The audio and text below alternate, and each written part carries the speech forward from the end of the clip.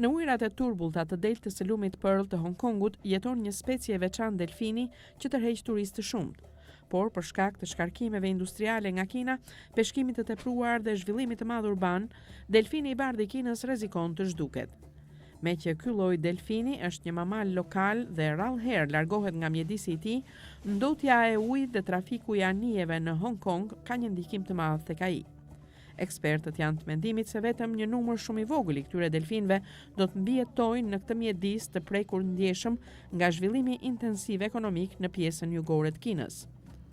Vitet e fundit në Hong Kong, përpjekjet për ndërgjegjësimin e popullatës për rreziqet që i kanosen mjedisit kanë qenë të shumta, por publiku në përgjithësi ka qenë apatik dhe në këtë mënyrë ka lejuar qeverinë të mos marrë masat e duhura për mbrojtjen e delfinit të bardhë të Kinës.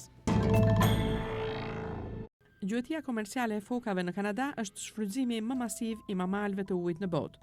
Vetëm në stinën e verës, mbi 325.000 foka janë në plan të theren, gjë që e rrit kuotën vjetore të këtij vendi në nivelet më të larta në histori. Gjuetia pa kritere fokave bëhet në një territor tepër të madh dhe është praktikisht e pamundur që të monitorohen dhe të disiplinohen të gjitha praktikat shnjërzore ndaj këtij mamali. Gjuetia e fokave konsiderohet tregti për nevojat e vendit në Kanada dhe shumë pak masa janë marrë për të mbrojtur këtë krijesë të bukur të ujit. Shumë ekologë argumentojnë se eliminimi i një numri të madh fokash nga kolonitë e tyre përbën një rrezik të madh për riprodhimin, veçanërisht tani që ngrohja globale kërcënon ekosistemet ku ato jetojnë.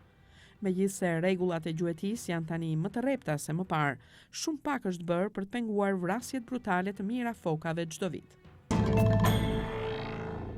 Ndotja e ujrave është një problem serioz në detin e veriut, duke e bërë këtë burim ujor të rrezikshëm për mamalet që jetojnë në të.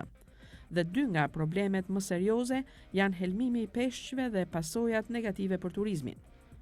Një shkencëtar holandez ka zbuluar një metodë të pazakontë për monitorimin e ndotjeve, duke operuar fulmarin, një zog deti që ha pothuajse çdo gjë.